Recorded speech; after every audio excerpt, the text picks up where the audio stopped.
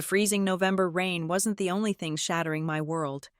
My headlights revealed trash bags on the lawn, 10 years of rare manuscripts, and my livelihood.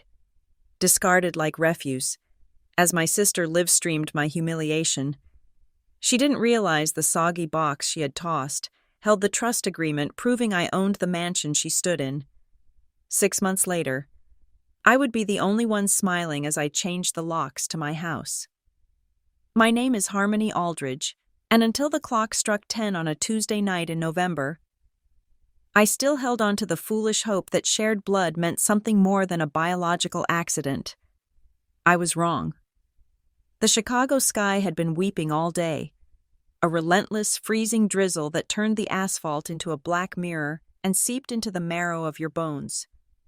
I was driving home from a double shift at the public library, my second job, and my body felt like it was held together by caffeine and sheer willpower.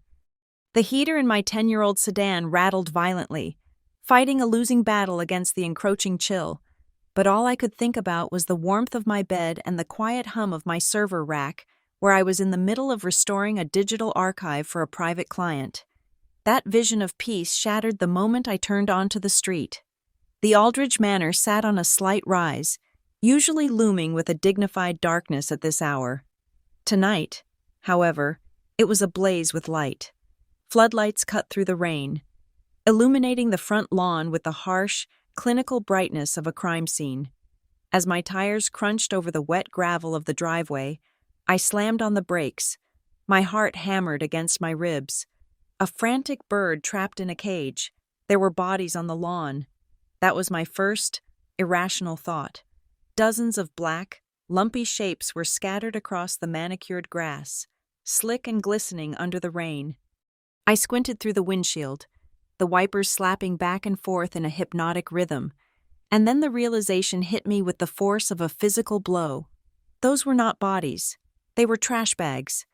And in between the bags lay objects that could not fit into plastic: my ergonomic chair, my bookshelf speakers, and the silver casing of my custom-built server tower. I did not scream. I did not cry. I simply turned off the ignition and stepped out into the freezing downpour. The cold was immediate and shocking, soaking through my thin coat in seconds, but I barely felt it. My attention was fixed on the grotesque performance taking place on the porch. My brother, Tanner, was standing over a pile of my clothes that had spilled from a ripped bag. He was 32 years old, yet he looked like a petulant child who had finally been given permission to break his toys. He wore a designer hoodie that I knew he had purchased with money he borrowed from me 3 months ago, money he swore was for a business license. And boom, Tanner shouted, his voice carrying over the wind. He drew back his leg and kicked a bag full of my shoes. It rolled heavily, mud smearing across the plastic. "That is how we clean the house, baby." To his right, my younger sister, Kylie, was dancing. She held her phone attached to a stabilizer, a portable ring light casting a halo in her eyes that made her look demonic. She was alive. Of course she was alive. "Oh my God, you guys, look who finally decided to show up," Kylie shrieked, pivoting on her heel to aim the camera directly at me. I could see the scrolling wall of text on her screen, a waterfall of comments moving so fast it was a blur. "The freeloader is home. Everyone, spam those clown emojis. Let's show her what we think of leeches." I walked toward them. I did not run. My boots sank into the sodden grass. I passed the wreckage of my life. I saw my server tower lying on its side in a puddle. Water was pouring into the ventilation grates, washing over motherboards and hard drives that held terabytes of irreplaceable data, years of restoration work, thousands of hours of coding, all drowning in the mud. A few feet away lay a stack of leather-bound manuscripts I had spent a decade collecting. They were open, their pages swollen and warping, ink bleeding into the soil. "Mom!" "She's here!" Tanner yelled. Looking back toward the house, the front door opened, and my mother, Beatrice, stepped out. She was holding a crystal glass filled with red wine, her other hand clutching the lapels of a silk robe. She looked down at me from the raised porch, like a queen surveying a peasant revolt. "Don't just stand there, Kylie," Beatrice commanded, her voice slurring slightly. Get a close-up of that bag of rags. Let the people see what we have had to endure. Let them see the mess she brings into this respectable home. Kylie rushed down the steps, thrusting the phone inches from my face. Say something. Harmony, defend yourself. Tell the world why you think it's okay to live off your parents at 29. She was desperate for a reaction. She wanted me to scream, to throw a punch, to collapse in a heap of tears. That was the content that went viral. That was the clip that would get her onto the trending page. I looked into the lens of the camera, then at Kylie's manic grin, and finally up at Tanner, who was waiting for me to fight back so he could play the protective brother. I gave them nothing. I tightened my jaw, locking the scream deep inside my chest where it burned like swallowed acid. I simply walked past Kylie. Boring, Kylie groaned, reading a comment aloud. User 778 says she looks like a wet rat. User 99 says, throw her out. I knelt in the mud. My hands were shaking, not from cold, but from a rage so pure it felt like clarity. I began to sift through the debris. The server was dead. I knew that. The manuscripts were gone. My clothes were ruined. But I was looking for one thing. I found it near the hedgerow. The old rosewood box that had belonged to my grandmother. It had been thrown with such force that the lid had shattered, and the velvet lining was exposed to the rain. I lunged for it, my fingers curling around the damp wood. The impact had done something else, something they had not noticed in their frenzy. The false bottom of the box had sprung open slightly. I could see the edge of the plastic sleeve tucked inside. It was dry, quickly, masking the motion as a desperate attempt to gather my junk. I shoved the broken box into a plastic bin that had cracked down the side. I threw a few sodden sweaters on top of it to hide it. Look at her, Beatrice called out, taking a sip of wine. Scrounging through the trash like a raccoon. It is fitting, really. A laugh erupted from the sidewalk. I turned my head. Mr. Donovan, our neighbor 2 houses down, was standing there with his golden retriever. He was watching the spectacle, a smirk plastered on his face. He caught my eye and didn't look away. Instead, he chuckled and shook his head, as if enjoying the free entertainment. That laughter was the final seal on my heart. The humiliation washed over me, hot and suffocating, but as it receded, it left behind something cold and hard as steel. I stood up, lifting the plastic bin. It was heavy, and water sluiced down my legs. I looked at the porch one last time. I looked at Beatrice, swaying with her wine. I looked at Tanner, high on the adrenaline of cruelty. I looked at Kylie, a slave to the black mirror in her hand. I did not look at them with fear. I looked at them the way a coroner looks at a corpse, noting every detail, every scar, every cause of death. I was memorizing this moment. I was engraving the sight of their glee into my mind so that I would never, ever forget why I was about to do what I had to do. Get off my property, Beatrice shrieked, suddenly bored with the game. I turned around without a word. I carried the bin to my car, shoved it into the passenger seat, and climbed in. The interior smelled of wet wool and impending mold. I started the engine. As I reversed out of the driveway, the headlights swept over them one last time. They were still laughing. Tanner was high-fiving Kylie. Beatrice was toasting the darkness. I drove away into the black Chicago night. They thought they had just taken out the trash. They had no idea they had just handed me the weapon that would end them. The silence inside my car was a heavy, suffocating blanket that contrasted sharply with the chaos I had just left behind. As the windshield wipers slapped back and forth, clearing away the freezing rain, my mind drifted backward, dissecting the anatomy of this disaster. To understand the violence of their rejection, one had to understand the quiet, creeping rot that had infested the Aldridge household long before tonight. They called me a leech. They branded me a failure.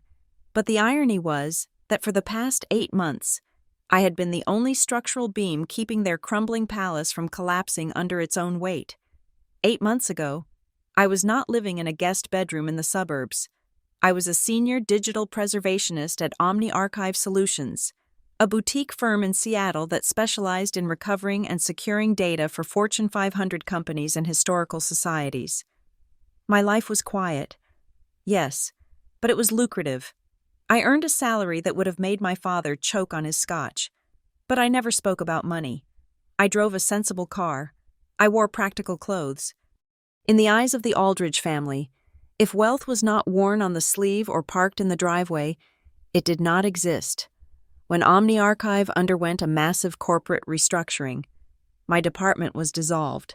It was a cold business decision, but they softened the blow with a severance package so generous that I could have lived comfortably for 2 years without working a single day. I did not return to Chicago because I was broke. I returned because my grandmother was dying. Grandmother Aldridge was the only person in that house who looked at me and saw a human being rather than a utility or a prop. When the doctors gave her 6 months, I packed my life into boxes and drove east. I wanted to be there for the end. I wanted to hold the hand of the woman who had taught me to read, to think, and to value silence over noise. My parents and siblings saw my return differently. To them, my unemployment was proof of my incompetence. I was the bookworm who could not hack it in the real world. I was the weird one who preferred coding languages to cocktail parties. They tolerated my presence because I took over the caretaking duties they found too distasteful to perform themselves. I changed the bed sheets. I administered the morphine. I sat through the long, rattling nights of her final breaths, while Beatrice slept off her wine, and Julian sat in his study staring at spreadsheets he no longer understood. After grandmother passed away, the house felt enormous and hollow. That was when I truly saw the financial precipice my parents were dancing upon. They were experts at the performance of wealth. But the backstage reality was a disaster. The mortgage payments were late. Credit cards were maxed out to sustain appearances. I stayed. I told myself it was to help them stabilize. I did not tell them about my severance money. Instead, I quietly took over the household expenses. I paid the electricity bill, which was 3 months overdue. I settled the water bill. I upgraded the internet package so Kylie could stream her videos without lagging and Tanner could monitor his volatile crypto markets. I framed these payments as my contribution to the household, a modest rent for the room I occupied. Beatrice was never satisfied. I remember a Tuesday morning in the kitchen, sliding a check across the granite counter.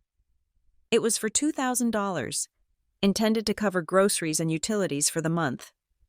She picked it up with 2 fingers, as if it were soiled. She sniffed and asked if that was really the best I could do. Considering I was living there rent-free and eating their food, she had no idea that the food she spoke of was purchased with my credit card, or that the lights illuminating her kitchen were on because I had cleared the arrears. I said nothing. I simply promised to try harder. Then there were my siblings. Tanner and Kylie treated me like a broken ATM that occasionally dispensed cash if they kicked it hard enough. Tanner was always one lucky break away from becoming a millionaire.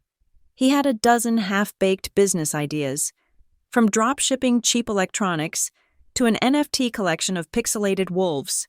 He borrowed $500 here for a licensing fee and $1,000 there for server maintenance. He never paid me back. When I asked, he would laugh and say he was reinvesting the profits for the good of the family. Kylie was no better. She needed hundreds of dollars for ring lights, makeup palettes, and clothes she would wear once for a video and then discard. She called these capital investments. I was the venture capitalist who never saw a return. The tension finally snapped 3 days ago. That was the catalyst for the bags on the lawn. Tanner had cornered me in the living room, his eyes wide and manic. He had found a guaranteed opportunity in a new cryptocurrency that was about to launch. He needed $50,000 immediately to buy it on the ground floor. He did not have the cash, obviously, but he had found a private lender willing to give him the money. There was a catch. He needed a cosigner with a clean credit history. He shoved the papers in my face. The interest rate was predatory, something close to 25%. If the coin crashed, which it almost certainly would, the cosigner would be on the hook for the full amount plus interest. I read the contract. I looked at Tanner, who was sweating and vibrating with greed. Then I looked at my parents, who were watching from the sofa with expectant smiles. They truly believed this was Tanner's big break. I placed the papers on the coffee table and said no. The explosion was immediate. Tanner screamed that I was jealous of his potential. He accused me of wanting him to fail so I could remain the smart one in the family. Beatrice threw her hands up and wailed that I was selfish, that I was hoarding my imaginary superior intellect to belittle them. Julian, my father, simply shook his head and said he was disappointed in my lack of family loyalty. I stood my ground. I refused to sign my name to a financial death sentence. That night, through the thin walls of my bedroom, I heard them convening a war council. They decided that I had overstayed my welcome. I was no longer useful. In fact, I was an obstruction. Kylie complained that she needed more space for her filming. My room, with its large north-facing window, had the best natural light in the house. "Let's just kick her out," Tanner had suggested, his voice thick with spite. "Turn her room into the studio Kylie wants. It will teach her a lesson. Maybe when she is sleeping in her car, she will realize she needs us." They planned it for tonight. They wanted it to be a spectacle. They wanted to humiliate me so thoroughly that I would come crawling back, begging for forgiveness and ready to sign whatever papers they put in front of me. What they failed to realize was that my time at Omni Archive had instilled in me a habit that bordered on pathology. I backed up everything. Every device that connected to the high-speed Wi-Fi network I paid for was visible to me. For the last 4 months, while I sat in my room restoring ancient digital maps for my freelance clients, I had also been running a background routine. I had mirrored the hard drives of the family computer. I had archived Tanner's chat logs where he bragged to his friends about dodging taxes. I had saved the emails my mother sent to her wellness coach, which were actually inquiries to illegal offshore gambling sites. I had a complete, time-stamped digital footprint of the Aldridge family's lies, debts, and sins. They thought they were evicting a helpless, unemployed daughter. They did not know they were handing a loaded gun to a sniper. As I drove further away from the house, the pain in my chest began to cool into something solid and heavy. I had the box with the trust agreement. I had the hard drive with their secrets. They wanted a show. I would give them a production they would never recover from. The sanctuary of Sloane's apartment was a stark contrast to the freezing misery of the Aldridge driveway. It was a tight, modern space on the 3rd floor of a walk-up in Lincoln Park, smelling of roasted coffee and old books. Sloane, my best friend since college and currently a junior partner at one of the city's most aggressive litigation firms, had opened her door without a word. She took one look at my shivering form and the plastic bin in my arms, and she immediately went into crisis management mode. An hour later, I was sitting on her living room floor, surrounded by the damp remnants of my life. The heating vents were blasting warm air, and Sloane was meticulously separating pages of my waterlogged journals with a pair of tweezers. "The server is toast. Harmony," Sloane said, her voice low and clipped. She didn't offer false hope. She dealt in facts. "But we can sue for damages. The value of the hardware alone is over $5,000. The data is harder to quantify. But with the live stream as evidence, we can prove malicious intent." I wasn't listening. My attention was entirely focused on the rosewood box resting on my lap. The fall onto the concrete driveway had done more than just scratch the varnish. The impact had shattered the delicate joinery of the bottom corner. When I had grabbed it from the mud earlier, I had felt something shift. Now, under the bright LED lights of Sloane's living room, I saw the truth. The box had a false bottom. My grandmother had been a woman of secrets, but I had assumed her secrets died with her. I carefully wedged my fingernail into the crack created by the fall.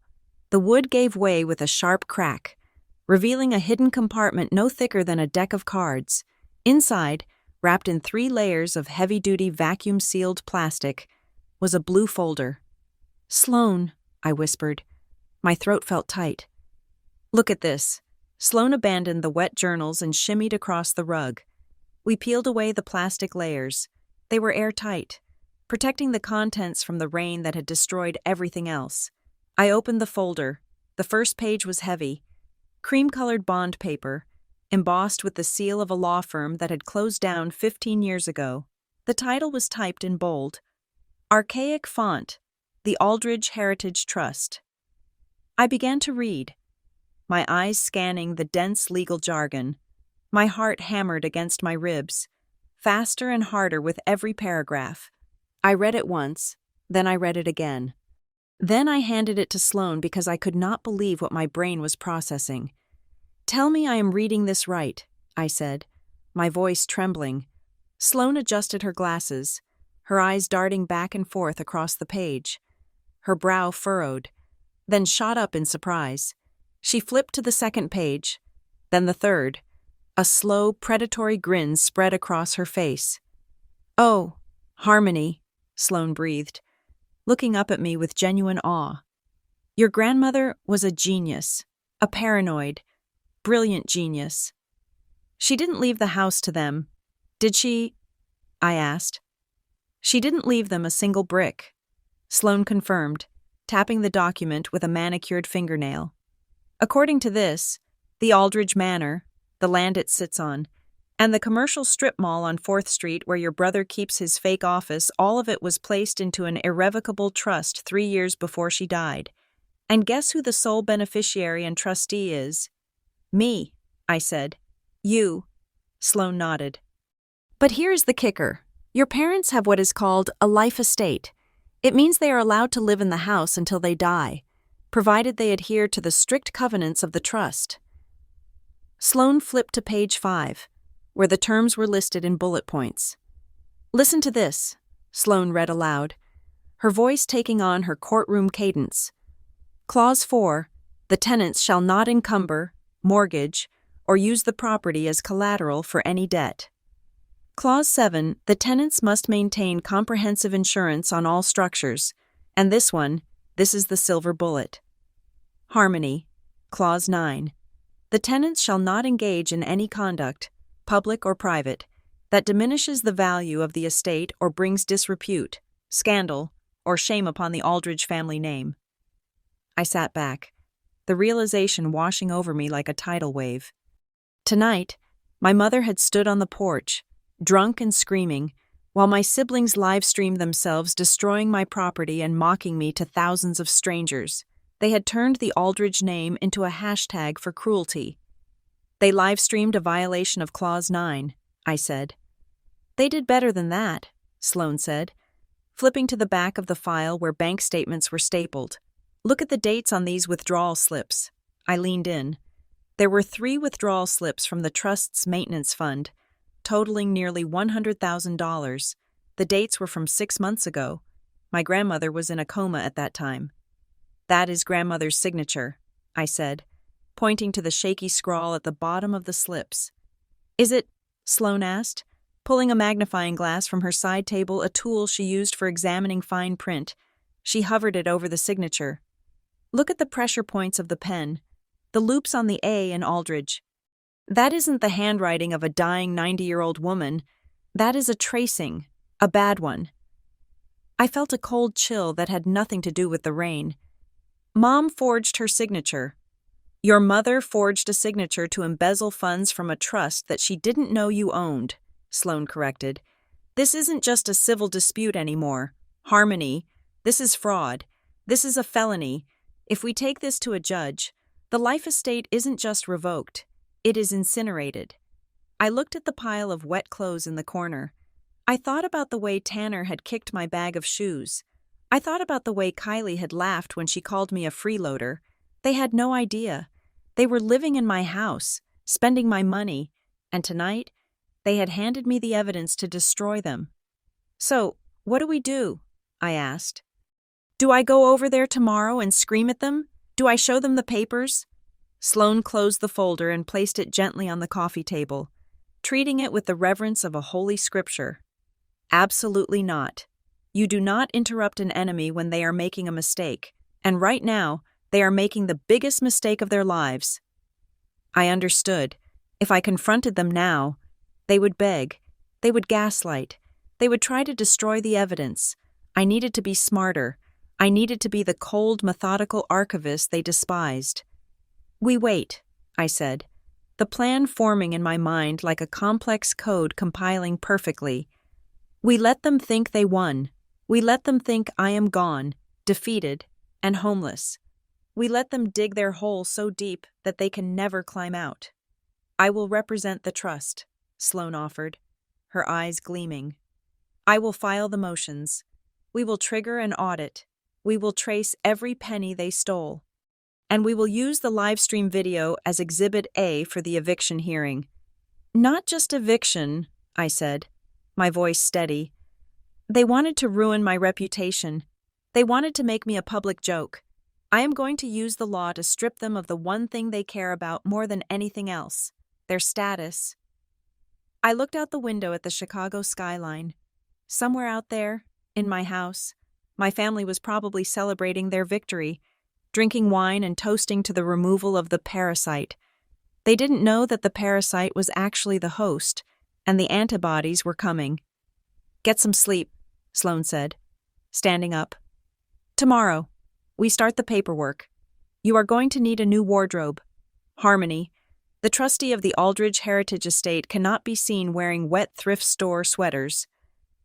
I touched the smooth wood of the box one last time. Thank you, Grandma, I whispered into the quiet room. I won't let you down. The game had changed. I wasn't just fighting for my dignity anymore. I was the executioner of my grandmother's will, and the sentence was total eviction. For the first 48 hours after leaving Sloane's apartment, I vanished. I did not leave the city, but digitally. Harmony Aldridge ceased to exist. I blocked every number associated with my biological family. I blocked their emails, their social media accounts, and even the landline of the house I legally owned. But while I erected a wall of silence, I also installed a window. I created a phantom account, a faceless profile with no followers and no posts, solely to watch them. I needed to see not just what they were doing, but how they were spinning the narrative of my departure. While they were busy crafting lies, I was busy rebuilding the foundation they had tried to kick out from under me. The industry of high-end digital preservation is small, and reputation travels faster than light. I reached out to a contact at Vanguard Heritage Corp., a private organization funded by old money that specialized in archiving the personal histories of billionaire dynasties. They had been trying to headhunt me for 2 years, but I had always declined, tethered by a misplaced sense of duty to my grandmother and parents. I walked into their glass-walled headquarters on Thursday morning.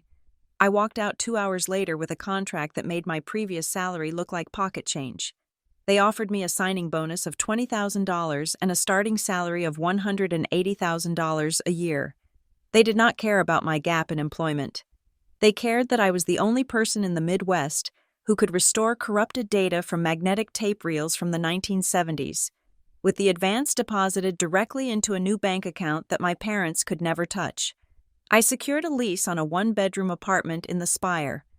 It was a fortress of glass and steel overlooking the lake, with 24-hour concierge security and elevators that required biometric scanning. The first night I spent there, wrapped in Egyptian cotton sheets that I had bought with my own money, I felt a strange sensation in my chest. It was the absence of anxiety. For the first time in years, I was not waiting for a drunken scream or a demand for cash. I was safe, but safety was not the goal. Justice was. I treated the destruction of the Aldridge family not as a vendetta, but as a project. I hired a forensic accountant named Marcus, a man who spoke in spreadsheets and saw tax evasion as a personal insult. I also retained a private investigator, a former detective who specialized in corporate fraud. I gave them everything. I handed over the mirrored hard drives I had saved from the house, the trust documents, and the logs of Tanner's internet activity. Find me the leverage, I told them. I want to know every law they have broken, every penny they have hidden, and every lie they have told. It took them less than a week to strike gold. Marcus sat in my living room, his face illuminated by the glow of 3 monitors. He pulled up a map of the commercial strip mall that my grandmother's trust owned. According to the deed, the rental income from those shops was supposed to go into the trust for maintenance costs. My parents were collecting the rent, yes, but they were not depositing it. They were funneling it into a shell company registered in the Cayman Islands. "It gets worse," Marcus said, tapping a key. "Your brother, Tanner, he is using the residential address of the manor, your property, as the registered headquarters for 3 different LLCs. Let me guess," I said, sipping my tea. "Crypto scams. Worse, unlicensed gambling proxies," Marcus corrected. "He is acting as a middleman for offshore betting sites. It is a federal offense to run this kind of operation from a residential zone. If the feds raid that house, they could seize the property under civil forfeiture laws. He is putting your inheritance at risk every single second he operates those servers." Then came the report from the investigator regarding my parents. They were desperate. With my contribution to the bills gone, the utilities were already threatening disconnection, but instead of cutting back on their lifestyle, Beatrice and Julian had approached a private lending firm, a polite term for loan sharks. They were in the final stages of arranging a second mortgage on the manor. "They can't do that," I said, my voice cold. "The life estate clause explicitly forbids using the home as collateral." "They are doing it anyway," the investigator said, sliding a photo across the table. It showed my father shaking hands with a man who looked like he broke kneecaps as a hobby. "They have forged a deed that removes the trust language. They are about to commit bank fraud to get a loan of $200,000. While I was digesting this mountain of criminality, my phone buzzed with a notification from my burner account. Kylie was alive. I cast the video to my television. There she was, sitting in my old bedroom. They had stripped it. My posters were gone, replaced by pink soundproofing foam. She was crying, big, crocodile tears rolling down her perfectly made-up cheeks. "We just don't know where she is," Kylie sobbed into the camera. "Harmony just snapped. She stole some of Mom's jewelry and ran off. We think she might be on drugs. We are so worried. If you guys could donate to the GoFundMe in the bio, it would help us hire a search party. We just want our sister back." I watched the donation counter tick up. $5, $10, $50. People were sending them money out of pity for the grieving family of a drug addict runaway. They were monetizing my disappearance. They were slandering my name to fuel their lifestyle. Beatrice appeared in the background of the frame, looking frail and tragic, holding a tissue to her eyes. It was a masterclass in manipulation. "They are digging their own graves," I murmured. "This is defamation," the investigator noted, writing in his notebook. "Provable, malicious defamation." "Let them talk," I said. "Every lie they tell is another nail in the coffin." The next morning, I met Sloane at her office. She looked at the dossier of evidence we had compiled: the illegal gambling ring, the embezzlement of rent, the attempted mortgage fraud, and the defamation. "We have enough to send them to prison for 10 years, Sloane said, her voice hushed. "Do you want to call the police?" "Not yet," I replied. "Prison is too easy. They would play the victim. They would blame the system. I want them to understand exactly who is doing this to them. I want them to feel the walls closing in." I signed the authorization papers. From this moment on, Sloane Associates would act as the legal representative for the Aldridge Heritage Trust. We would not reveal my identity as the trustee yet. To them, it would seem like a faceless, bureaucratic entity had suddenly woken up and started asking questions. "Send the first letter," I commanded. "Demand an immediate inspection of the property to verify compliance with the trust covenants, and freeze the bank accounts associated with the rent collection. Cut off their supply." Sloane smiled, the shark-like grin of a lawyer who smells blood in the water. "I will have a courier deliver it within the hour. Do you want to be there?" "No," I said, standing up and smoothing my skirt. "I have a job to go to. I have a life to live. Let them panic in the dark for a while. I will watch the fireworks from here." As I walked out into the crisp Chicago air, I checked my bank account balance. It was healthy. I checked the security feed of my apartment. It was secure. I was no longer the girl shivering in the rain.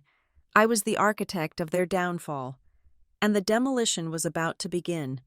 They wanted a drama, I would give them a tragedy.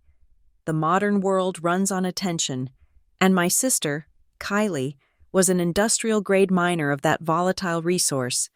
3 days after I left, she decided that the narrative of the worried sister was yielding diminishing returns. So she pivoted to a genre that the algorithm favored far more the victim of a crime. I watched from the silent, climate-controlled comfort of my new apartment as Kylie sat cross-legged on the floor of what used to be my bedroom. She had applied a filter that made her skin look pale and fragile, and she was clutching a velvet jewelry pouch that I recognized immediately. It was empty. "I did not want to believe it," Kylie whispered into her microphone, her voice trembling with a theatricality that would have been rejected by a soap opera casting director. But when I checked Mom's safe today, the vintage pearl necklace was gone. The one Grandma left for me. Harmony knew the combination. She is the only one who could have taken it. It was a lie so bold it was almost impressive. My grandmother despised pearls, and she certainly never owned a necklace worth stealing, but the truth was irrelevant. Within 2 hours, the video had 50,000 views. The comment section was a cesspool of outrage. Strangers who had never met me were calling for my arrest, demanding that I be hunted down, and describing in graphic detail what should happen to a thief who steals from her own mother. The digital mob did not stop at comments. They found my old LinkedIn profile. They found the cached pages of the Omni Archive staff directory. My former colleagues began receiving emails demanding they fire the criminal, unaware that I had been laid off months ago. My inbox, which I still monitored for evidence, filled with death threats and vitriol. A normal person might have panicked. I simply opened a new spreadsheet. I treated the harassment as data points. Every threat, every dox attempt, every message was logged. I used the same tools I once used to recover corrupted server fragments to trace the digital footprints of the most aggressive harassers. I found their IP addresses. I found their real names. I found their employers. I built a dossier not just on my family, but on the army of trolls they had weaponized. I was not going to fight them in the comments section. I was going to wait until the inevitable lawsuit, and then I was going to serve subpoenas to 18-year-old boys in Idaho who thought anonymity would protect them. While I was cataloging their malice, Sloan launched our first tactical strike. It was a simple cease and desist letter, drafted on heavy bond paper with the intimidating letterhead of Sloan and Associates. It did not mention the trust or the house ownership yet. It focused solely on the unauthorized use of my image and name for commercial gain on social media. It was a warning shot. I watched the delivery in real time. Kylie was live streaming, of course, doing a Get Ready With Me segment while Tanner sat in the background, scrolling through crypto charts. When the doorbell rang, Tanner fetched the envelope. "What is this?" Tanner asked. Walking back into the frame, he ripped it open, squinting at the legal jargon. Cease and desist from some lawyer representing Harmony. He laughed. It was a barking, ugly sound. "Guys, look at this. The thief got a lawyer. She wants us to stop talking about her stealing our stuff." "Let me see." Kylie snatched the paper. She scanned it, then looked at the camera with a sneer. "She thinks a piece of paper can shut us up. This is America. We have freedom of speech." Then, they did exactly what Sloan had predicted they would do. "This is what I think of your lawyer," Tanner said. He took the letter and ripped it in half. Then he ripped it again. Kylie cheered, throwing the confetti-like pieces into the air as the chat stream exploded with laughing emojis. "Thanks for the content, sis," Kylie chirped. I sat in my office chair, sipping sparkling water, and hit the save recording button. They had just provided video evidence of willful disregard for a legal notice. In a court of law, that moment alone would triple the punitive damages. They thought they were being rebels. In reality, they were defendants incriminating themselves. While the children played their games, my mother decided to work the legacy media. Beatrice had always looked down on the internet, preferring the dignity of print and broadcast news. She managed to secure an interview with a local community newspaper, posing for a photo in the living room with a handkerchief dabbed to her dry eyes. The headline read, "Suburban Family Devastated by Daughter's Betrayal." In the article, Beatrice spun a tale of woe. She claimed that my theft and abandonment had left them in a precarious financial position. She hinted that they might lose their beloved family home if the community did not rally to support them. It was a strategic performance. She was not just looking for pity. She was building a narrative to show the bank. I knew from my investigator's report that the Second National Bank had sent an appraiser to the property that very afternoon. My parents were trying to push through the illegal second mortgage using the hardship angle to expedite the approval. They needed that $200,000 to pay off the sharks Tanner had angered. I waited until the appraiser left the driveway. Then, I sent a single email. It was addressed to the senior loan officer at Second National Bank, with a carbon copy to their legal compliance department. The subject line was Urgent Title Dispute and Fraud Alert regarding Aldridge Manor. Attached was a high-resolution scan of the trust agreement, specifically highlighting the clause that prohibited the life tenants from encumbering the property with debt. I also included a copy of the deed, showing that the title was held by the trust, not by Julian or Beatrice Aldridge. I did not need to wait long for the result. Banking compliance officers are risk-averse creatures. The idea of issuing a loan against a property that the borrowers did not actually own is their worst nightmare. According to the bug I had planted in the living room, a simple baby monitor I had left plugged in behind a bookshelf before I left, the phone rang at the Aldridge house at 4 p.m. My father answered. "Yes, this is Julian. What do you mean, suspended?" "That is impossible. We have the deed right here. A trust, what trust?" I listened as his voice climbed an octave into the realm of panic. He slammed the phone down. "They denied it," Julian said, his voice shaking. "The loan is dead. They said the title is flagged. They said the house belongs to a trust." "What are you talking about?" Beatrice's voice cut in, shrill and terrified. "Your mother left it to us. We are the heirs." "Apparently not," Julian shouted. "They said they received documentation. Beatrice, if we don't get that money by Friday, the investors Tanner brought in are going to break my legs." "It is Harmony," Tanner yelled. "She did something. She hacked the bank." "She is a barista." "You idiot. She can't hack a bank," Beatrice screamed back. The unity of the grieving family evaporated instantly. Without the glue of easy money, they turned on each other. Tanner blamed his father for being weak. Beatrice blamed Tanner for his gambling debts. Kylie screamed that their shouting was ruining her audio for the live stream. They were rats trapped in a sinking ship, snapping at each other's tails as the water rose.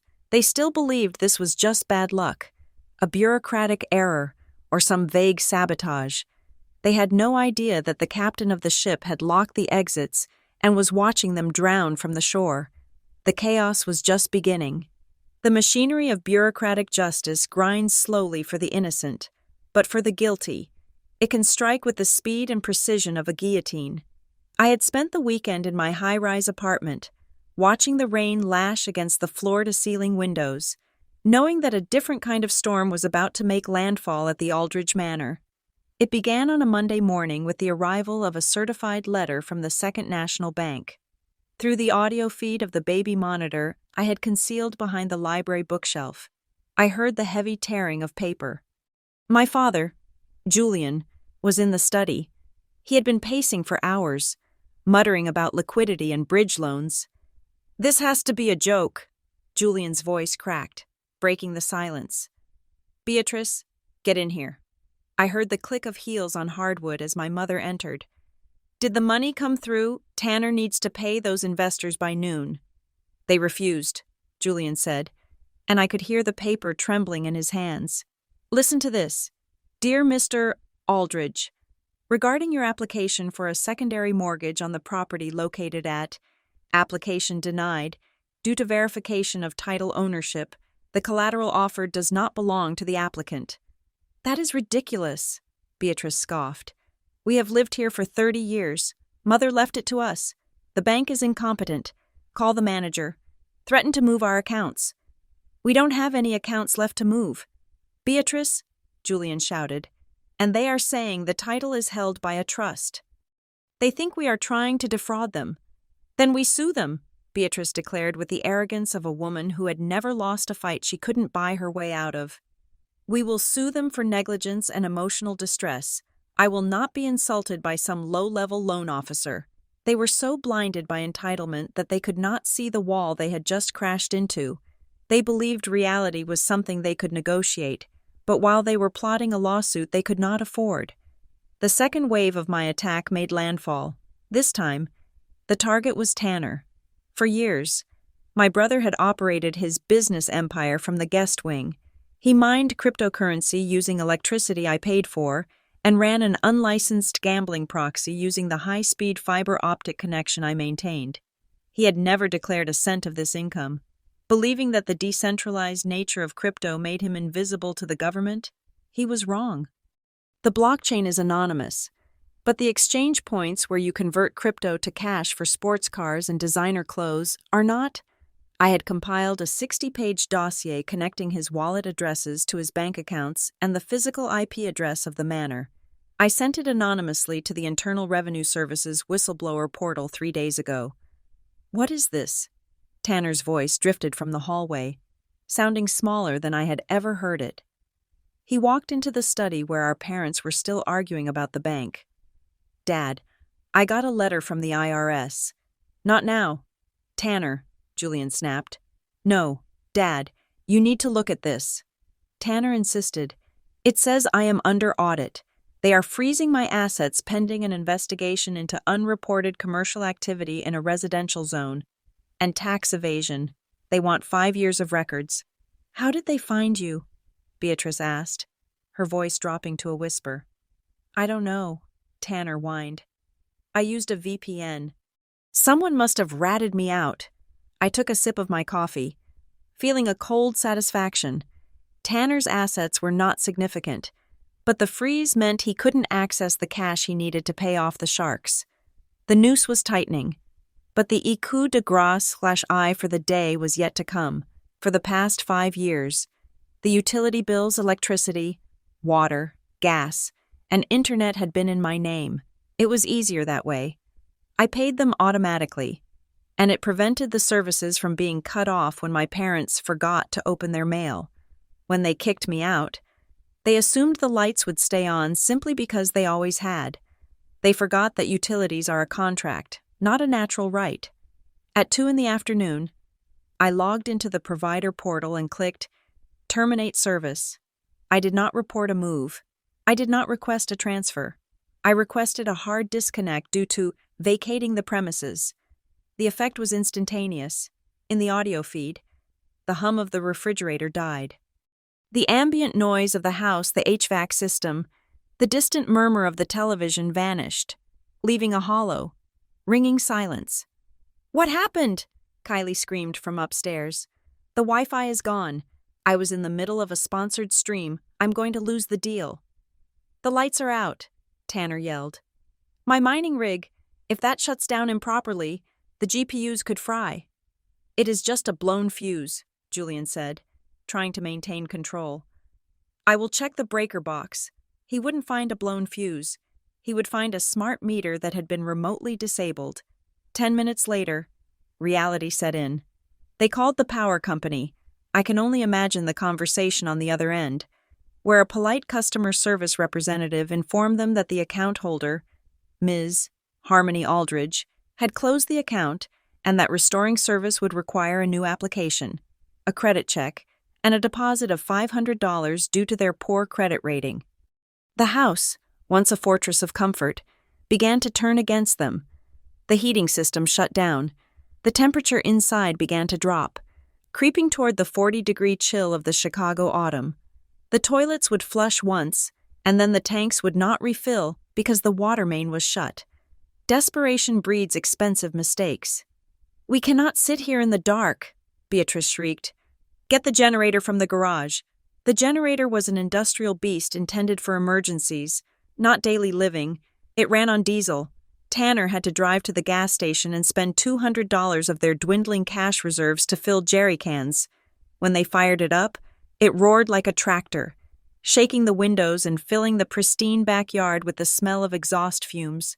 But the generator could not bring back the internet. The fiber line was dead. Kylie was hysterical. I have to upload. I have to explain to my followers why the stream cut. I need data. She maxed out her credit card, buying high-speed data add-ons for her phone, tethering her laptop to a 4G signal that cost $20 per gigabyte. They were bleeding cash just to maintain a semblance of normalcy. Then came the messages. My phone, which had been silent regarding their actual concern for my safety, suddenly lit up with demands. I turned the power back on. You ungrateful brat. Message from Mom. You can't do this. It is illegal to cut off utilities. I am losing money every second the rig is down. Message from Tanner. Harmony. Please, I can't stream. Just pay the bill and we can talk about you coming home. Message from Kylie. They still didn't get it. They thought this was a negotiation. They thought they could bully me into submission. I didn't reply. I didn't even mark the messages as read. I let them scream into the void. Back at the manor. The sun was setting. The house was dark, save for a few lamps powered by the noisy generator. They were huddled in the kitchen, eating cold leftovers because the electric stove wouldn't work. Something is wrong, Julian said, his voice low and dangerous. The bank rejected the loan. The IRS found Tanner. The utilities were cut on the same day. This is coordinated. Someone is doing this to us. He was getting close. He was looking at the pattern and seeing the design. Don't be paranoid. Julian, Beatrice snapped, pouring herself a glass of wine by candlelight. It is just a run of bad luck. The universe is testing us. Is it? Julian asked. Harmony handles the bills. Harmony knows about the trust. Harmony knows about Tanner's business.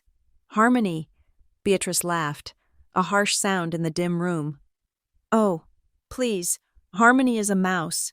She is crying in a motel room somewhere, probably too scared to answer the phone. She doesn't have the spine for this. She doesn't have the intelligence to orchestrate a tax audit. She worked in data, Julian muttered. She knows things. She knows how to organize old books, Beatrice dismissed him, taking a long drink. She is weak. She always has been. Tomorrow, I will go to the bank in person and sort this out. And when Harmony comes crawling back and we will make her pay for every cent of this gas. I closed my laptop. Beatrice's arrogance was her armor, but it was also her blindfold. She refused to believe that the daughter she had treated as furniture was capable of rearranging the room. She thought I was a mouse. She was about to learn that even a mouse can gnaw through the wiring and burn the whole house down. I slept soundly that night, lulled by the silence of my apartment, while my family shivered in the dark, listening to the roar of a generator burning through their last dollars. The siege had officially begun. Friday morning arrived with the subtlety of a sledgehammer. Inside the Aldridge Manor, the atmosphere was a grim cocktail of exhaust fumes from the generator and the stale odor of unwashed clothes. My surveillance feed picked up the sound of my mother pacing the kitchen in her heels, the click-clack rhythm betraying her fraying nerves. They were waiting for a miracle, a loan approval, a sudden windfall, or perhaps just the electricity coming back on. Instead, they got a man in a cheap, ill-fitting suit standing on the front porch. He did not ring the doorbell because it did not work without power. He hammered his fist against the oak wood with authority.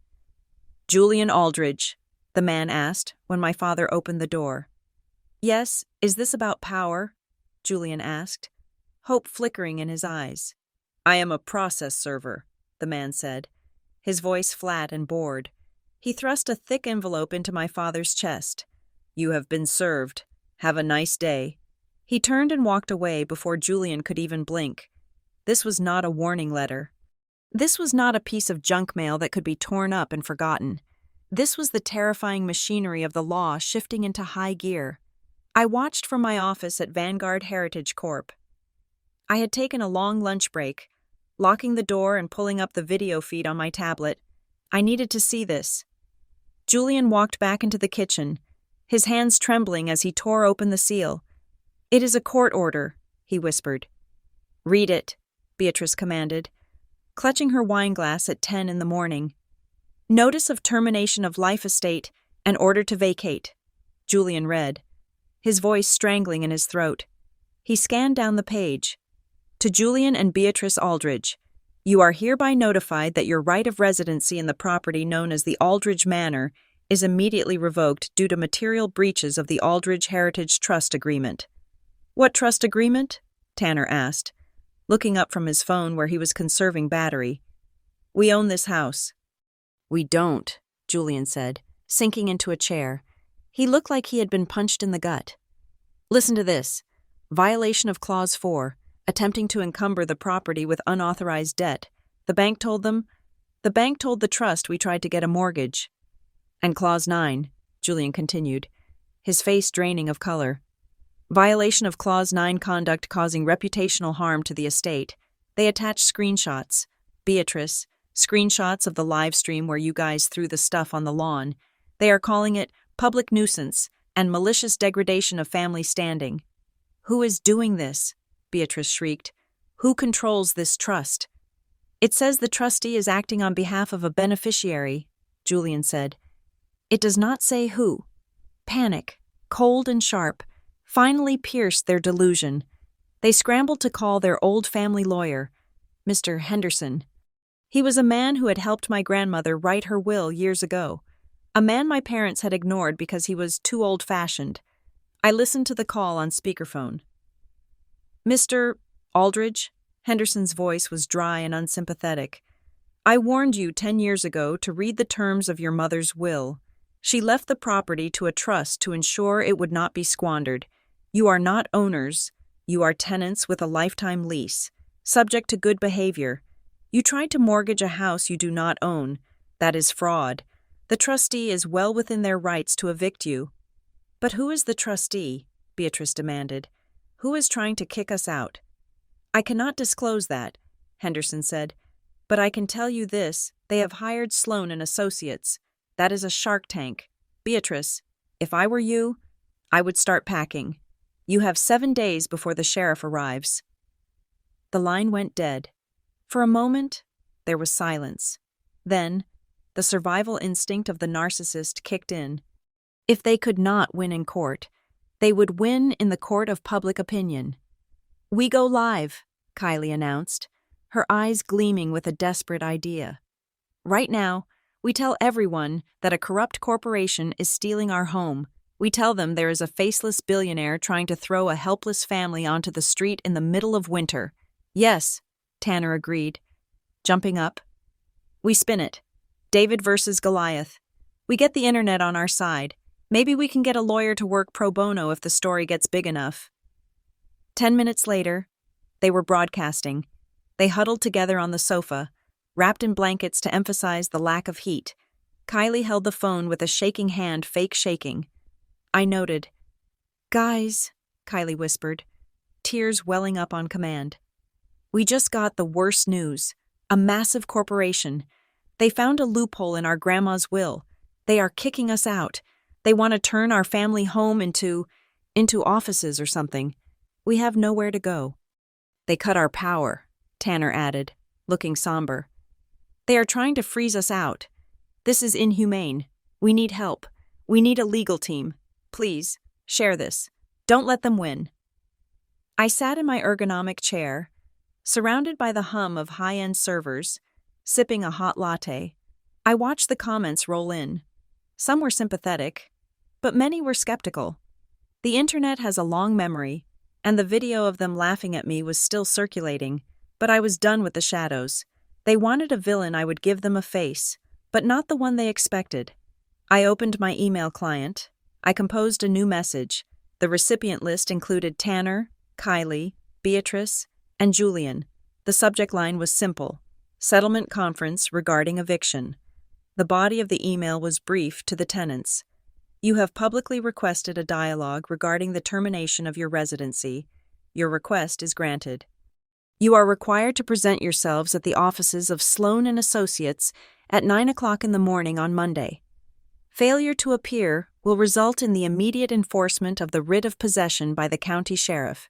Do not be late. Signed, Harmony Aldridge Trustee, the Aldridge Heritage Trust. I hit send. I watched the delay on the live stream. It took about 30 seconds. Tanner's phone dinged. He frowned, swiping the notification. "We got an email," Tanner muttered to the camera. "From the lawyers?" "Wait." His face went slack. He blinked, reading the screen again. Then he looked up at Beatrice, his mouth opening and closing like a fish. "Mom," Tanner said, his voice cracking. "It is not a corporation." "What?" Beatrice snapped. "It is Harmony," Tanner whispered. The live stream caught every word. "The email is signed by Harmony. She is the trustee. She owns the house." The silence that followed was heavy enough to crush a diamond. Kylie stopped crying. Beatrice froze, her glass halfway to her mouth. The camera tilted as Kylie's hand went limp with shock. "That little—" Beatrice started, her face twisting from fear into a mask of pure, unadulterated rage. "That little snake. She did this. She cut the power." "She owns the trust," Julian stammered. "How Mother would never—" "She tricked her," Beatrice screamed, standing up and throwing her blanket aside. "She manipulated a dying old woman. She thinks she can play hardball. She thinks she can evict us." The fear evaporated, replaced instantly by the arrogance that had defined them for decades. They looked at the name Harmony, and they did not see a threat. They saw the quiet girl they had bullied for 20 years. They saw a victim. "Turn off the stream," Beatrice commanded. Kylie ended the broadcast. "We are going to that meeting," Beatrice hissed, pacing the room like a caged tiger. "And we are going to tear her apart. She is just Harmony. I can make her crumble with one look. She wants a meeting, fine. We will go there, and we will make her sign the house back over to us before she leaves that room." "She is going to regret messing with us," Tanner said, clenching his fists. "She thinks she is smart. Wait until we get her in a room alone." I closed my laptop. They were predictable to the bitter end. They thought the power dynamic was the same as it had been when I was a child. They thought they were walking into a room to scold a naughty daughter. They had no idea they were walking into a slaughterhouse. I was holding the bolt gun. "See you on Monday," I whispered to the empty office. The conference room at Sloan & Associates was designed to intimidate. It was a glass cage suspended 30 floors above the street, filled with the scent of polished mahogany and the aggressive silence of money. I sat at the head of the long table, my back to the panoramic view of the Chicago skyline. I was wearing a tailored navy suit that cost more than my brother's entire wardrobe, and my hair was pulled back in a sleek, severe bun. The girl who had scavenged through wet trash bags in a hoodie was dead. In her place sat the trustee. At exactly 9 o'clock, the elevator doors slid open. They arrived like a storm front. My mother, Beatrice, led the charge. She looked haggard, her makeup applied with a heavy hand to cover the dark circles of sleeplessness. But her eyes were burning with a manic fury. My father trailed behind her, looking diminished and gray, while Tanner and Kylie shuffled in with the sullen aggression of teenagers called to the principal's office. Beatrice did not wait for an introduction. The moment she saw me, she lunged. "You ungrateful little witch!" she screamed, raising her hand to strike me. I did not flinch. I did not even blink. I simply watched as the large, stone-faced security guard I had hired for this exact moment stepped out from the shadows. He caught Beatrice's wrist in midair with the ease of someone catching a fly. "Sit down, Mrs. Aldridge," the guard said, his voice a low rumble that vibrated in the chest. "Or you will be escorted out, and the meeting will end before it begins." Beatrice gasped, pulling her arm back as if burned. She looked at the guard, then at me, her chest heaving. "You hired a thug," she spat, smoothing her coat with trembling hands, "to protect you from your own mother." "I hired security to protect the trustee from trespassers," I said. My voice was calm, devoid of the tremor that used to plague me whenever she raised her voice. "Sit down." They sat. The leather chairs squeaked under their weight. I folded my hands on the table. Sloan stood to my right, looking every inch the legal shark she was. "Let us keep this brief," Sloan began, tapping a tablet. "You are here because you have violated the terms of the Aldridge Heritage Trust, specifically, Clause 9. The large monitor on the wall flickered to life. It was a video. The footage from that rainy Tuesday night played in high definition.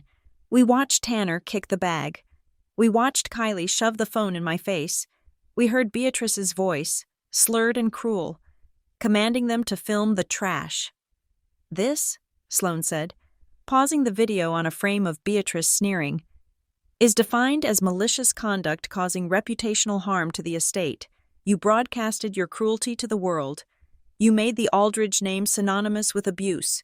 That alone is grounds for the termination of your life estate." "That is my house." Beatrice slammed her hand on the table. "My mother built it. I have a right to live there. You cannot kick me out because of a stupid video." "Actually, we can," I said. "But that is not the only reason you are leaving." I slid a file folder across the polished wood. It stopped directly in front of my father. "Open it," I commanded. Julian opened the folder. His eyes widened as he saw the documents inside. They were the withdrawal slips from the trust's maintenance fund. $300,000, I said softly. "Withdrawn over a period of 6 months while grandmother was comatose. And look at the signature." Beatrice went pale. "We had a forensic handwriting expert analyze these," Sloane explained, her voice sharp as a scalpel. "It is a forgery, a clumsy one. You traced her signature to siphon money into your personal accounts, money that Tanner then used to fund his failed crypto schemes." Tanner froze. He looked at Beatrice, then at the papers. "Mom, you said she gave you that money." "Shut up, Tanner," Beatrice hissed. "This is not a civil dispute anymore," I continued, leaning forward. "This is embezzlement. This is fraud.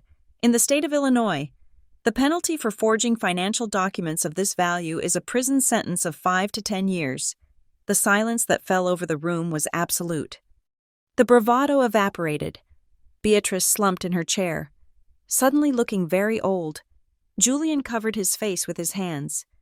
You would send your parents to jail," Julian whispered through his fingers. "I am the trustee," I replied coldly.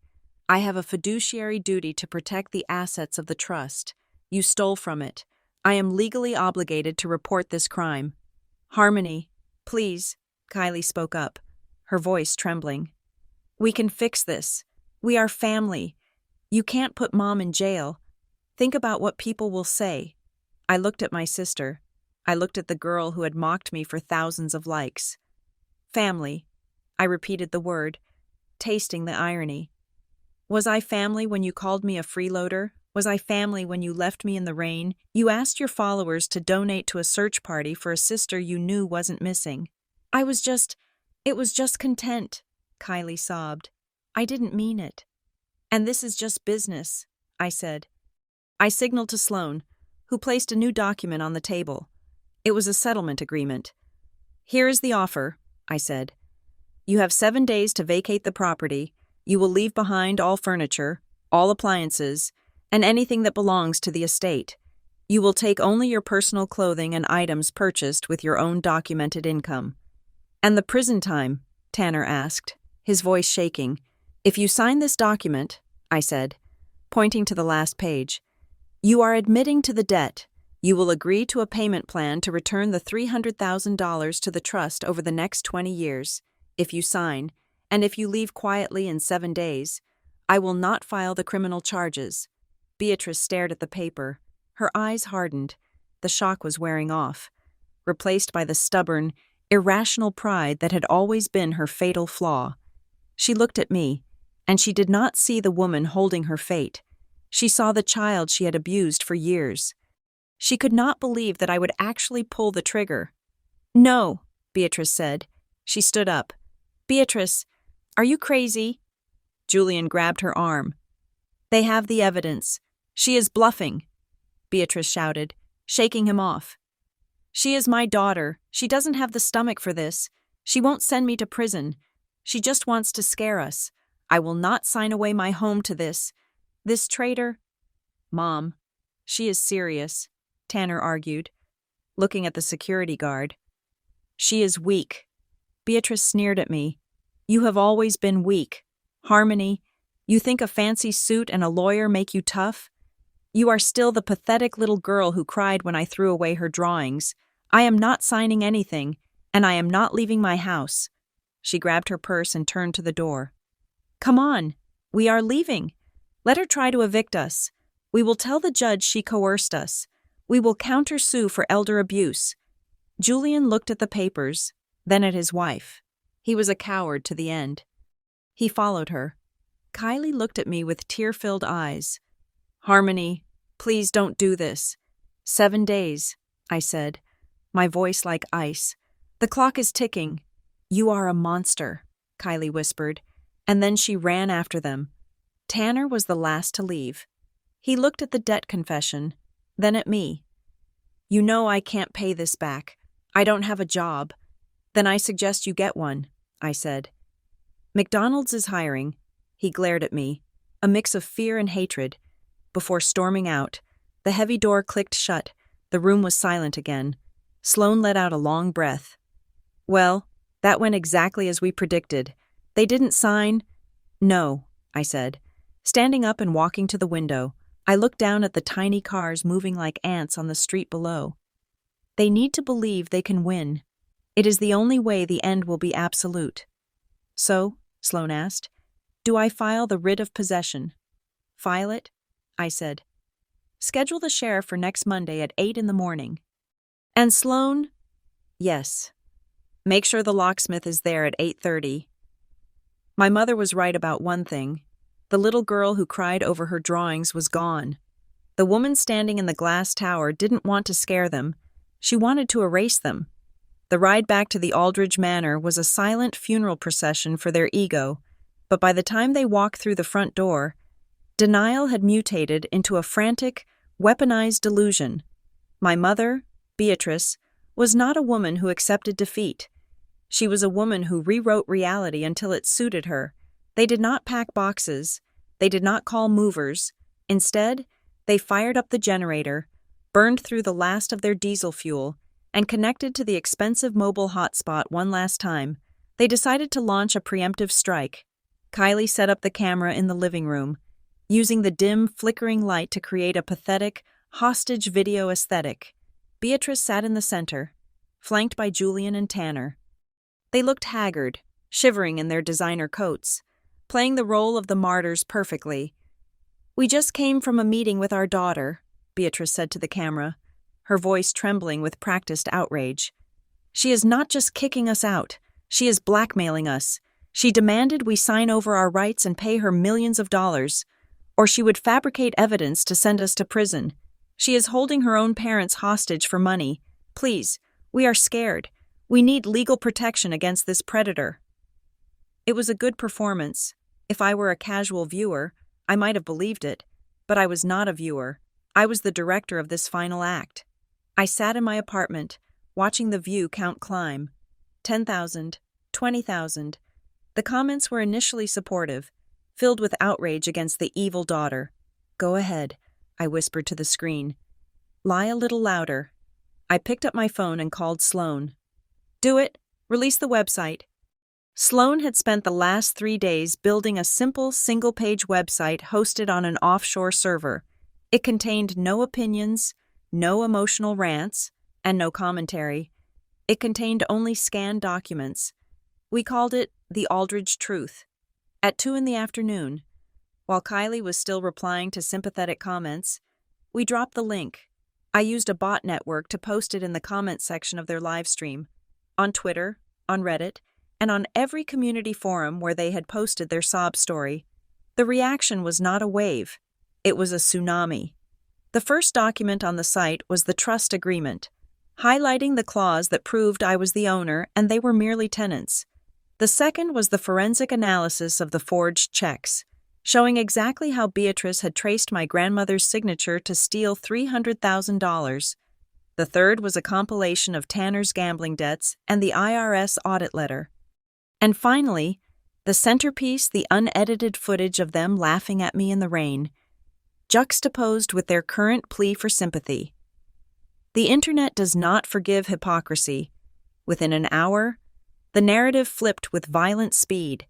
The comments on Kylie's stream shifted from Stay strong to liar and thief and pay back the money. Kylie stared at her phone, her face draining of color. "Mom," she squeaked, "people are posting a link. They have the checks. They have a forgery report. They are calling us criminals." "Delete the comments," Beatrice screamed. "Block them." "I can't," Kylie cried, tapping furiously. "There are too many. They are coming in by the hundreds every second." Then came the emails. I watched on my cloned version of Kylie's inbox as the notifications cascaded down the screen. Subject contract termination. Glow Up Cosmetics. Subject immediate cancellation of sponsorship. Fit Tea. Subject legal notice. Refund of brand partnership funds. "My sponsors," Kylie wailed, throwing her phone onto the couch. "They are dropping me. All of them. Even the agency. They say I'm a brand risk. My career is over." But the digital destruction was only the opening salvo. The real world was about to catch up. Tanner was pacing by the window, biting his nails. When a black SUV pulled up to the front gate, it was not the police. Two men in leather jackets got out. They did not look like lawyers.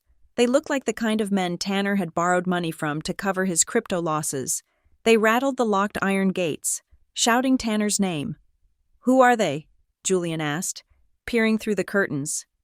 "Nobody," Tanner stammered, backing away. "Just friends."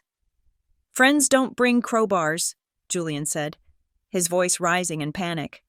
The men shouted that they knew the house was being repossessed and they wanted their $50,000 before Tanner vanished. They pounded on the gate until the metal rang like a funeral bell. While the loan sharks were still yelling at the gate, a second car arrived. This one had flashing blue lights. My father collapsed onto the sofa. The police. It was the Economic Crimes Unit. The bank had followed through. When I sent them the proof of the trust to stop the mortgage, they had opened an internal fraud investigation. They realized that the documents Beatrice and Julian had submitted were not just errors. They were criminal forgeries. Two detectives walked past the loan sharks, who quickly retreated to their SUV. The officers rang the intercom. "Beatrice Aldridge," the detective's voice crackled through the speaker. "We need to speak with you regarding an attempted bank fraud and identity theft investigation filed by Second National Bank." Beatrice stood in the center of the dark, freezing living room. For the first time in her life, she had no answer. She could not charm them. She could not bribe them. She could not scream them away. "Don't open the door," she whispered. "If we don't open it, they can't come in." "They will come back with a warrant." "Beatrice," Julian shouted, finally snapping. "This is your fault. You said the forgery would never be detected. You said you practiced the signature." "My fault." Beatrice turned on him, her eyes wild. "You are the one who lost our savings in the stock market. You are the reason we needed the money. You are a weak, pathetic man." "Shut up," Tanner yelled. "Both of you shut up. Those guys outside are going to break my legs if I don't pay them, and now the cops are here. We need to leave. We need to run." "Run where?" Kylie screamed. "We have no money. We have no car gas. We have nothing." The house, once a symbol of their united front against the world, became a cage of scorpions. They turned on each other with a viciousness that made their treatment of me look mild. Blame was the only currency they had left, and they were spending it furiously. I watched it all through the baby monitor's audio feed and the external security cameras I still controlled. I sat in my warm office, watching the detectives tape a card to the gate and drive away, promising to return. I watched the loan sharks circle the block. I listened to my family tearing each other apart in the dark. I felt nothing, no joy, no sadness, just the cold satisfaction of an equation balancing out. They were experiencing the exact chaos they had inflicted on me, multiplied by 10. The next 3 days were a blur of misery for them. They did not pack. They spent their time fighting, crying, and checking the internet to see the world dancing on their graves. They tried to call me 100 times. I never answered. The 7th day arrived. The generator died at noon, plunging the house into silence. The food in the refrigerator had spoiled. The water was gone. They sat in the living room, bundled in coats, surrounded by the shadows of the home they had claimed was theirs by birthright. Beatrice stared at the wall, a glass of warm wine in her hand. She had stopped screaming. She looked like a ghost haunting her own life. "She won't come," Beatrice muttered. "She is my daughter. She won't actually send the sheriff. It is a bluff. Tomorrow, we will wake up, and we will figure this out." She was wrong. I stood at the window of my apartment, watching the sun set over the city. I had the writ of possession on my desk. I had confirmation from the sheriff's department. I had the locksmith booked. The deadline expired at midnight. The time for mercy had passed 8 days ago in the rain. Tomorrow was not going to be a negotiation. It was going to be an extraction. The dawn of the 8th day did not bring the sun. The sky was a bruised shade of gray, hanging low and heavy over Chicago, threatening a downpour that felt inevitable. Inside the manor, the silence was absolute. My family was still there. They had not packed. They had not left.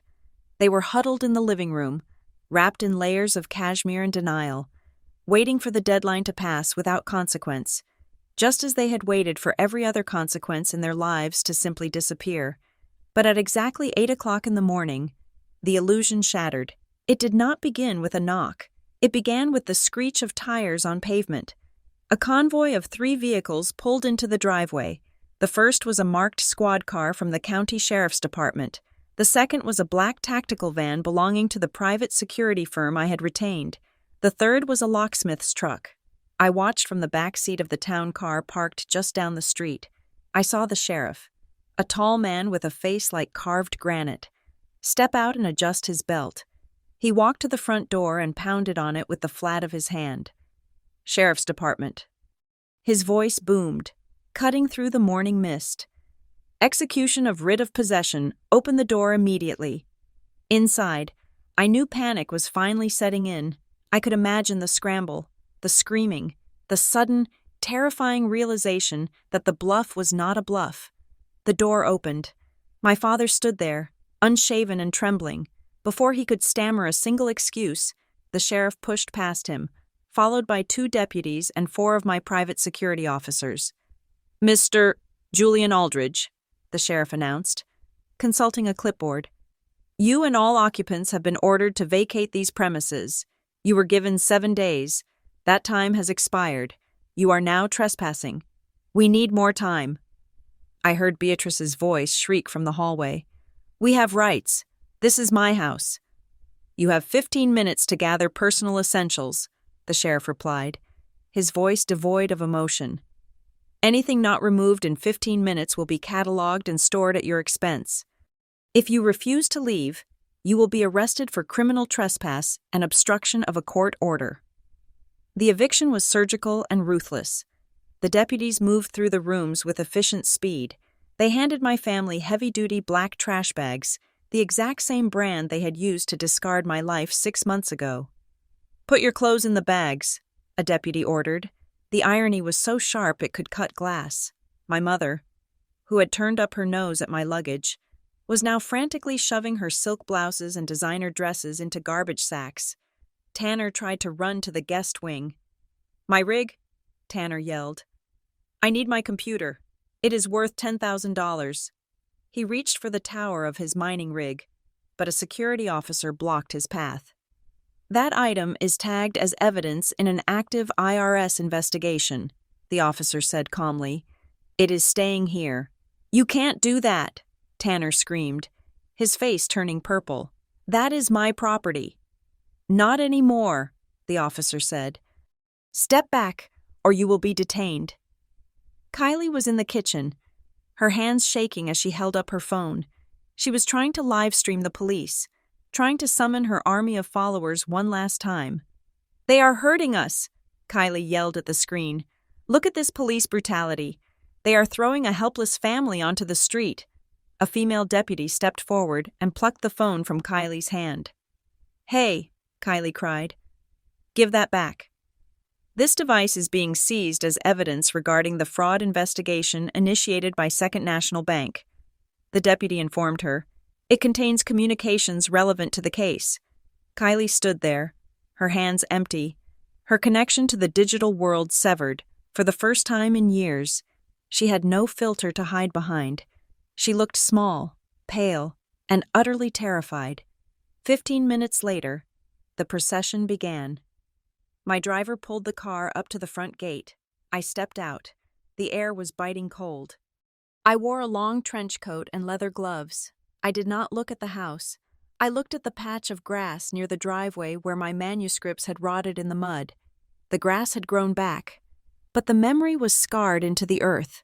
The front door opened, and they emerged. They looked like refugees from a fallen kingdom. Julian carried 2 trash bags over his shoulder, his posture broken. Tanner walked with his head down, his hands empty, muttering curses. Kylie was sobbing into her sleeve, clutching a bag of makeup, and then there was Beatrice. She stopped when she saw me standing by the gate. Her eyes were red, her hair wild and unkempt. She looked at the trash bags in her hands, then at me, and then back at the house. The reality finally broke her. The arrogance that had sustained her for 60 years crumbled into dust. She dropped the bags. She ran toward me. She did not attack this time. She fell to her knees on the cold pavement. "Harmony," she wept, reaching for the hem of my coat.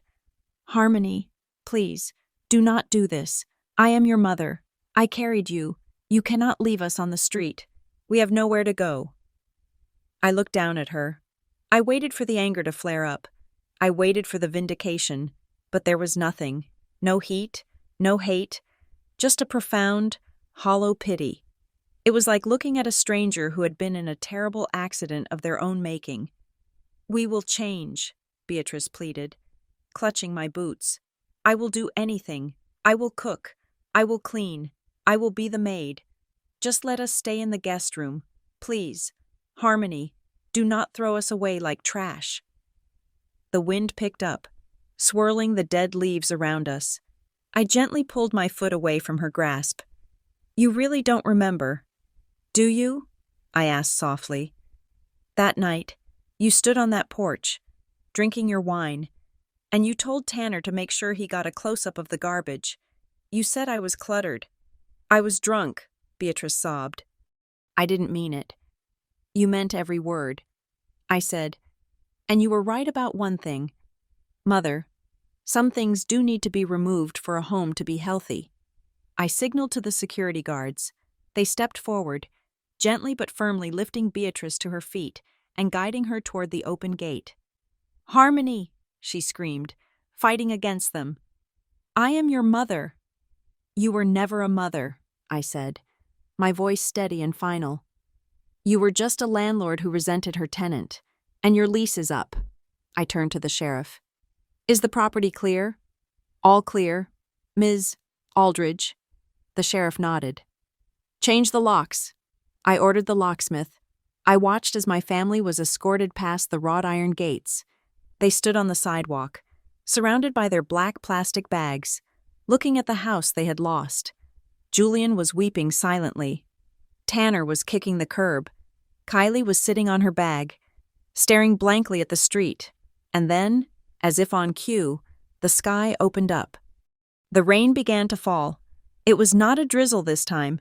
It was a freezing, torrential downpour, identical to the one that had soaked me 6 months ago. It drenched their clothes instantly. It plastered Beatrice's hair to her face. They huddled together, shivering, wretched, and alone. "Harmony." Beatrice's voice was faint over the sound of the rain. "Harmony, let us in. It is freezing." I looked at them one last time. I saw the cycle of abuse, the years of neglect, the financial ruin they had brought upon themselves, and I saw it all end. "You said I was trash that needed to be taken out," I spoke into the rain, though I knew they couldn't hear me. "Today, I am just cleaning my house." I pressed the button on the remote in my pocket. The heavy iron gates began to swing shut. They watched with wide, desperate eyes as the gap narrowed. The click of the lock engaging echoed like a gunshot. I turned my back on them. I walked up the driveway, the rain bouncing off my umbrella. I walked past the spot where I had been broken, and I stepped onto the porch. The locksmith was already drilling out the old deadbolt. I entered the foyer. It smelled of stale air and bad memories. But as I stood there, listening to the rain drumming on the roof, I began to visualize the future. The walls would be repainted, the furniture would be donated.